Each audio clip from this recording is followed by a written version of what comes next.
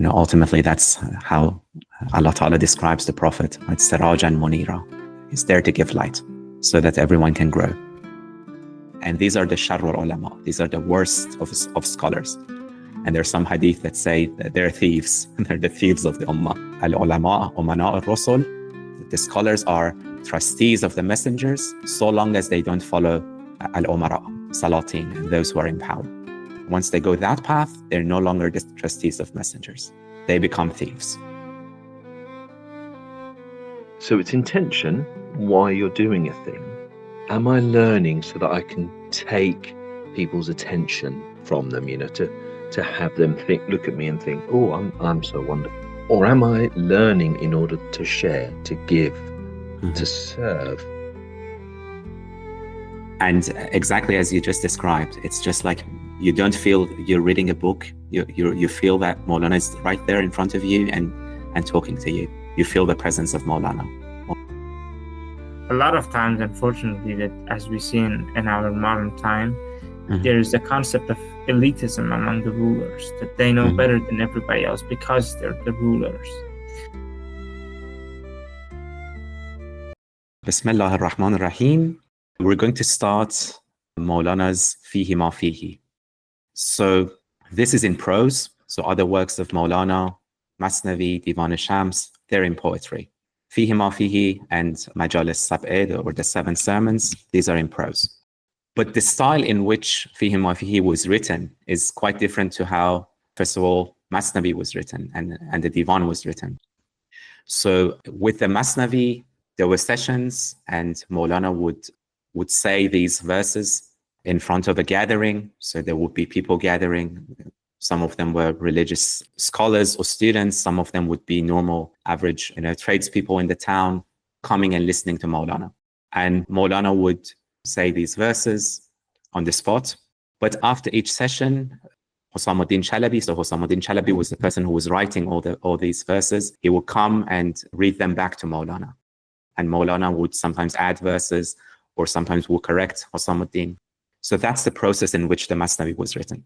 And Mawlana had a more active role in the Masnavi. And in the introduction to the Masnavi, he says, Hadha Kitab al-Mathnawi. This is the book of the Masnavi. And then he says, this is the root of the root of the root of religion. And the Kashaf al-Quran, all the things he says about the Masnavi. Whereas Fihi Ma Fihi, again, it's Mawlana talking. So Mawlana didn't write it. Mawlana didn't take a pen and write in a quiet room. Again, it's Mawlana talking and the students taking notes. And probably Sultan Walad, Mawlana's son, or it could be, again, Husamuddin Chalabi collected these notes. And that's how Fihi Ma Fihi was compiled as a book. And again, just like the Masnavi, there are people who come to listen to Mawlana. And there are all sorts of people from all walks of life. So there could be politicians, as in this case, you have Mu'in-ud-Din Parwane, who's the second powerful person in Konya. It could be students of knowledge who are coming to listen to Mawlana.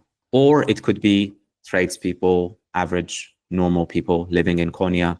And then in these notes, you have Mawlana's insights and you have different topics. All that Mawlana talks about is ultimately Tawheed, ultimately the oneness of Allah. Zahra. Yeah, just wanted to ask, when was it written? Was it written before the Masnavi? And also what the meaning is for Fihi Ma Fihi? Is it Saragaz? What's written there? Saragaz is just the beginning of the book because this is the beginning of Fihi Ma Fihi.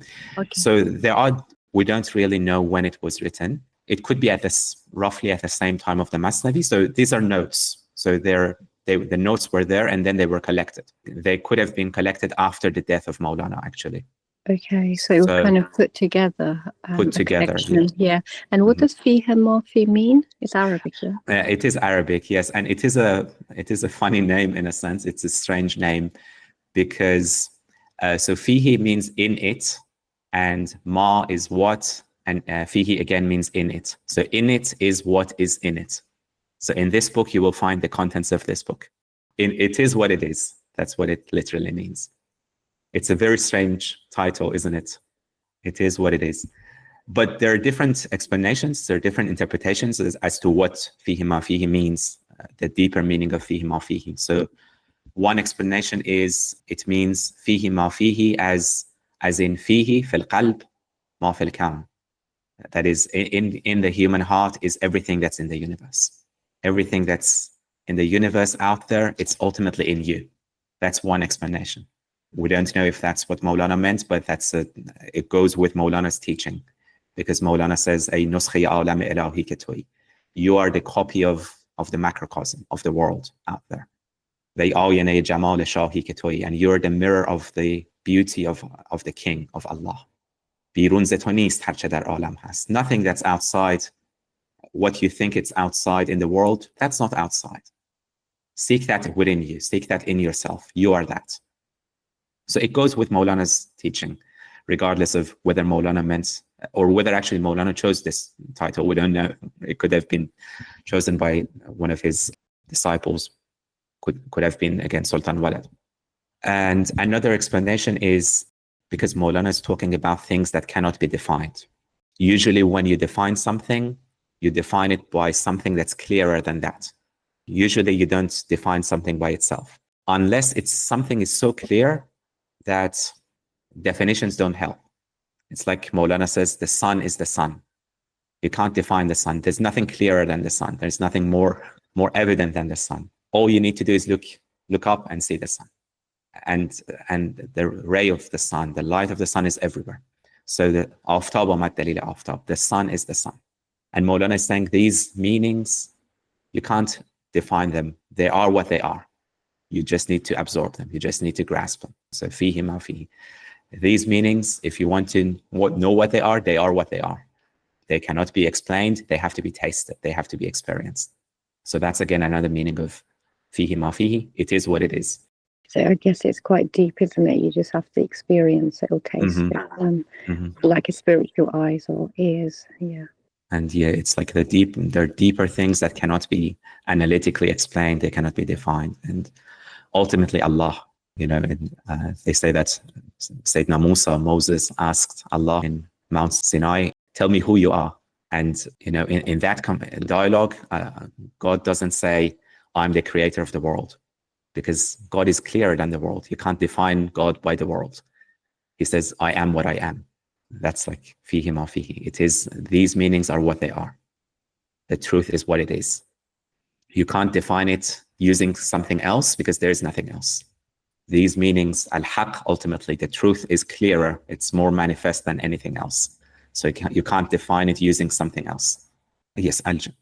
Yeah, I think it's similar to Imam Ali's basically a deeper explaining of Allah when he writes, or when it is written in Nahj al-Balagha, that Imam Ali says that do not say that Allah is one, because by using the word one you limit the scope of Allah's existence. Yes. And of course that doesn't mean that astaghfirullah, we have multiple gods or something like that, but that even if as human beings, if we think of one thing, one object that's limited in time and space, and we have the imagination to understand that. But really saying that Allah is one goes beyond any kind of physical limitation that we could think of. So I think in Nahj al-Balagha it is written that also that it is better to say that nothing is like Allah, because that's easier to grasp. And I think it's quite similar here as well, right? The deeper you go, the less words you can use to define. And maybe it's more of an experience than explanation in some sense. And it's in the Quran. Subhana rabbika rabbil izzati amma yasifun. God is beyond what they describe, and ultimately beyond description, beyond what anyone can describe. There is another verse that says God is beyond what the pagans, what the mushrikun describe, because the pagans don't know and they describe, their descriptions are wrong. But this verse, it says beyond any description, beyond what anyone describes. So even if you say Allah is one, Allah is merciful, yes, but do we understand what the mercy of Allah is? We have a limited understanding. We don't really know. So anything we think of Allah, Allah is beyond that. Anything we understand, Allah is beyond that. As Sanai says, هر چه در خاطرت آید که منانم نه منانم. Anything that is in your comprehension that I am that, Allah is that, I'm not that. I'm beyond that. I'm more than that. هرچه در وهم تو گنجد که چنینم نه چنانم. Anything that, again, in your understanding, you think Allah is like this, Allah is like that, Allah is beyond that. Ultimately, yes, Allah also cannot be described, cannot be explained. Ultimately, say the only explanation is آفتاب آمد دلیل آفتاب. The sun is the proof of the sun. الحق الحق. The truth is the truth. I am what I am. He is what he is. Yes, Brother Abdulrahman. Do we know that in terms of manuscript, if this is Mevlana's actual title? We don't know, no. This title could have been chosen by someone else. It could have been by Sultan Walad or someone close to Mawlana. So yeah, that's, we don't know if Mawlana chose this title, but it really goes, actually Mawlana didn't choose any title because Mathnawi, it's not a title, it's just a form of poetry. There are thousands of Mathnawis in Persian. And Divan, again, it's a collection of poems. And yeah, it became known as Divan-e-Kabir, the great Divan, or the Divan Shams Tabriz. Okay, so if we're ready, we can start the first chapter. Brother Abdulrahman, would you mind? Bismillah. The Prophet, on whom be peace, said, "The worst of scholars is he who visits princes, and the best of princes is he who visits scholars. Happy is the prince who stands at the poor man's door, and wretched is the poor man who stands at the door of the prince."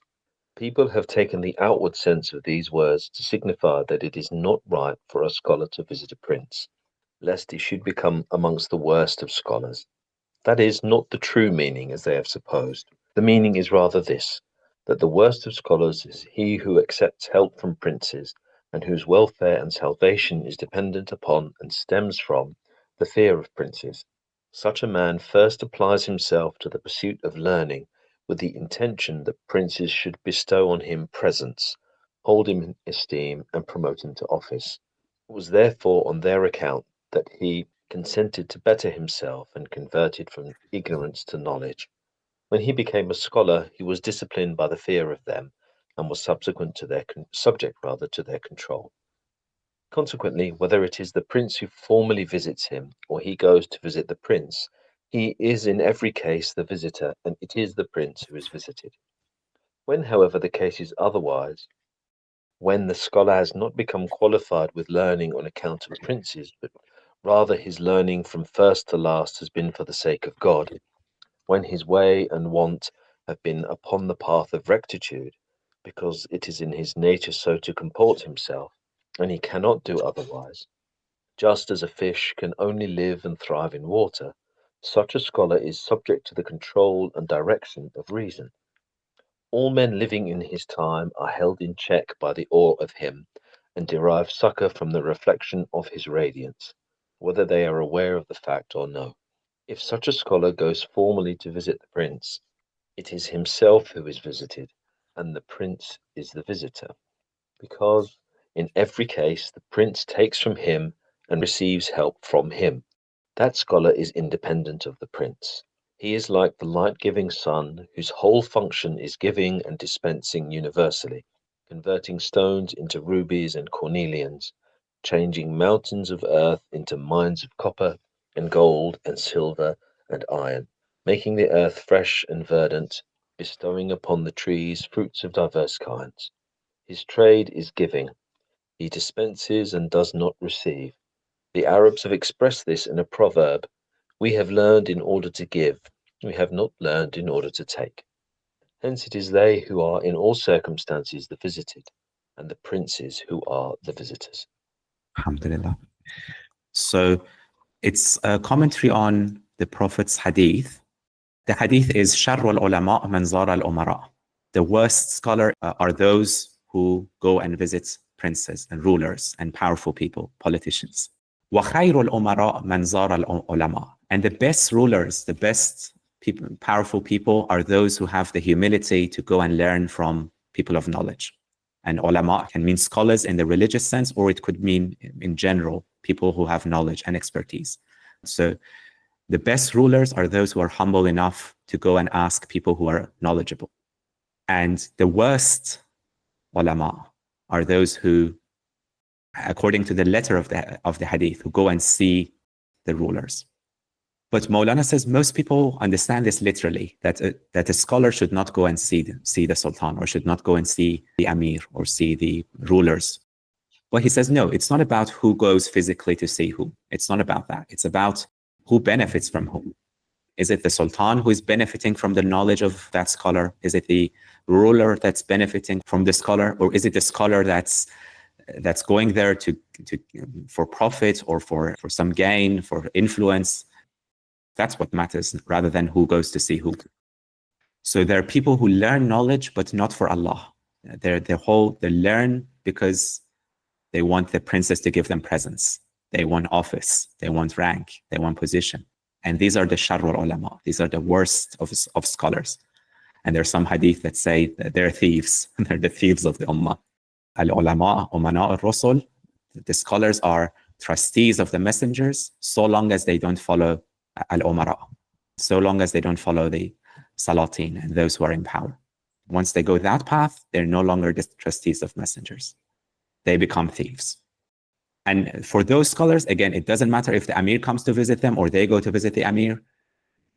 In fact, no, they're the ones who are benefiting from the emir, and they're the ones who are visiting. But then there are others. There are those who learn for Allah. Awalan wa akhiran. The beginning of knowledge is for Allah, and the end is for Allah. The intention is only Allah. And they're just like the fish in water. The fish in water only cares about water, doesn't care about anything else. For such people, it doesn't matter if the emir comes to visit them, if the ruler comes to visit them, or they go to visit the ruler. It's the ruler that's benefiting. It's the emir that's benefiting from the knowledge of these people. And they're not affected. They're not influenced. They are independent of the prince. As Mawlana says, an alim azu mustaqnist. He has no need. He's independent of that prince. And they are there to give. They're just like the sun. They're not there to take. False scholars, they're there to take. They want to take something from you. They're thieves. But these people, the true scholars, the true Rabbaniyin, the lordly scholars, they're like the sun. And the sun gives and gives alone. پیشه او عطاست و بخشش. His trade is giving. بدهد و نپذیرد. He dispenses, he gives, and he doesn't take. Just like the Arabs have a proverb. So Arabs were known for generosity, right? It was one of the things they took pride in, generosity. So we've learned how to give, but we haven't learned how to take. And Mawlana says, these people who are givers, again, it doesn't matter who goes to visit who. In all cases, they're the ones who are visited, because they're the ones that the ruler is benefiting from. They don't benefit from the ruler. There is that joke about Mullah Nasruddin who is drowning. And then someone says, give me your hand. And Mullah Nasruddin doesn't do that. And then he says, okay, take my hand. And then he does. And then he says, we are the mullahs who learned how to take, but we haven't learned how to give. So he says the true scholars are those who are there to give. They're not there to take. Alijan. Yes, if I may share a short story, Sina. Mm-hmm. Sure. So on the subject of the best of scholars and the best of rulers who benefit from each other, it reminds me of this story about Imam Ali and the second caliph, where in one of the instances, the caliph is sitting, and they bring a woman and a man, and they bring the woman forward, and the caliph asks, well, what is happening? What is the case? Has she committed any crime? And they said that, oh yes, she has committed adultery, and she's now pregnant. So the person asks, what is the punishment? And the caliph says, well, obviously the punishment is stoning, right? She should be stoned to death. Imam Ali intervenes and says, no, the punishment in some cases is possible, but in this particular case, the punishment is not stoning, because this woman is pregnant and she is carrying a child who's innocent. So the punishment is something completely different. And so the second caliph says that if it was not for Ali, I would have been doomed. And so that shows kind of the humility of the ruler and the scholar, who are working together and benefiting from each other, because the scholar is courageous enough to intervene and give the correct ruling, and the ruler is humble enough to accept that ruling. So, and this is kind of also something that I remember Sheikh Abdul Hakim Murat, he mentioned in one of his speeches. He talked about the concept of having elites of different groups, in the sense that you must have a group of elites who understand literature better than everybody else, who understand medicine better than everybody else, and so on. But that's not the same thing as elitism, of thinking that you know better than anyone else, that you have more understanding of everything, and that you will always have the correct verdict. Yes. And the problem, I think, is that a lot of times, unfortunately, that as we see in our modern time, there is a concept of elitism among the rulers, that they know better than everybody else because they're the rulers, rather than being the custodians of the people. And this is, and of course, on the other side, you have, the worst of scholars and the worst of rulers, and there's not much benefiting going on, right? And this happened, for instance, when Napoleon invaded Egypt, right? So some of the let's say, those who were considered some of the top scholars, they came to Napoleon and they gave him the sword, and they said, "Oh, you are the protector of Islam." After he invaded Egypt, and he came to a mosque with his horse and disrespected the dignity of Islam and monotheism in general. So you have also that case, that the people who are considered the top scholars or fuqaha, they're not necessarily the virtuous people who should be followed and taken as an examples. Yeah, the section where it says he's like the light-giving sun, and then transforming mountains into golden copper.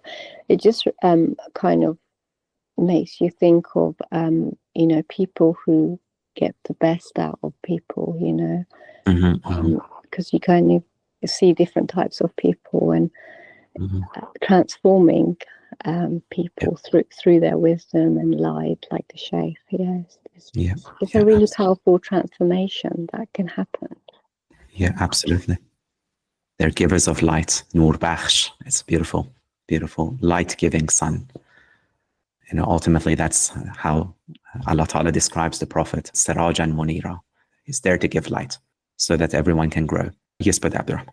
I think I've read this before, this particular sermon and talk, whatever you want to call it. But never really sort of read through it slowly. So it's really good to be able to do that. And a number of things are opened by it. So first thing is that it's really nice to in the Masnavi, which is just full of Quran and Hadith and what have you.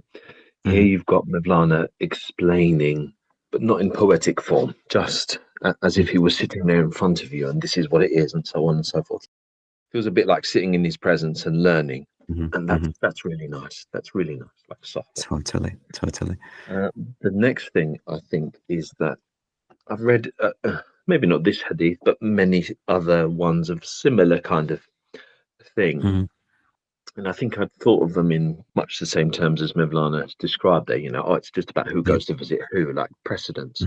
The one who visits is inferior to the one visited. So it's about precedence and so on and so forth. I hadn't really considered, as Mawlana shows us here, that it's far deeper than that. And it seems to be about, on the one hand, the intention behind things. So if I apply that to myself, why am I learning anything? Why am I here right now? What's my intention? What's my real purpose? Regardless of whatever I might or might not say in public, what are my motivations? And so again, I feel like Mawlana is pointing my attention back there. Look at your intentions and really go through them. Are you, so to speak, an alim or an amir? Yep. in that sense, to borrow the language.